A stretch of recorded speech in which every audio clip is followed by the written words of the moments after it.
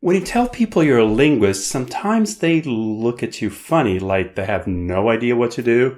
Even worse, you get, "You're a linguist? Oh, I hate grammar." Or, "How many languages do you speak?" People have some strange ideas about linguistics, so let's clear up these misconceptions.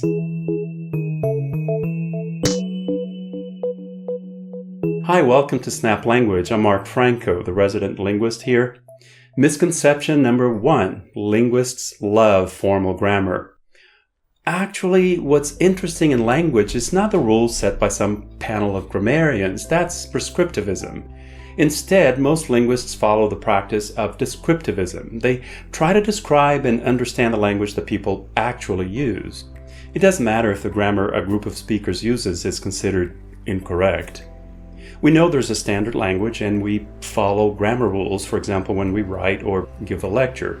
Formal grammar is appropriate in those situations. But to understand language, we want to understand how people actually use it in all contexts. So if a linguist corrects your grammar, it's not because he or she is a linguist. Maybe they're just being kind of obnoxious. Misconception number 2, a linguist knows everything about language. Okay, all medical doctors study medicine, but they specialize in a particular field, right? If you have stomach problems, you don't go to a cardiologist, do you? The same way, linguists study language, but specialize in a particular field. You can specialize in historical linguistics, language acquisition, phonetics, syntax, sociolinguistics, and so on. Also, language is so central to being human that linguistics overlaps with many other disciplines. That's why you might study some linguistics in education, sociology, literature, computer science, and so on. So, if you ask your favorite linguist a question about language, don't make them feel bad if they don't know the answer. I don't feel bad, I just look it up. Misconception number 3, linguists are translators or interpreters. No, a few linguists may go on to become translators or interpreters, but these are just 2 possible career paths. Speaking of careers, misconception number 4, linguists are academics who work in universities. Yes, we can all imagine the lonesome linguist sitting in a dark office cluttered with old books. That old book smell in the air.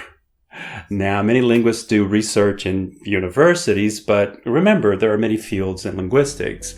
A linguist can also have a career in industry, for example, working on speech recognition or natural language processing for a company. You could work in education, designing literacy programs, or teaching English as a second language. Some linguists work in the field, sometimes even in the middle of a jungle, documenting and analyzing an indigenous language. You may find a linguist or 2 working in the government, working as a voice coach in the film industry, or specializing in speech pathology. Misconception number 5, linguists speak many foreign languages. I hate this one.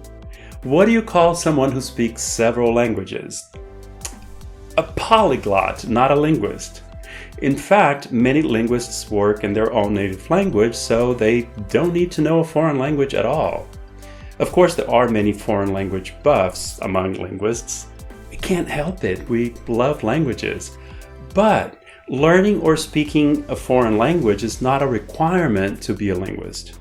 So what is linguistics and what do linguists do? Linguistics is the study of language. Linguists study how language works, how it evolves over time, how it is perceived, how it affects social behavior. Essentially, linguists study some aspect of this amazing thing humans do that we call language.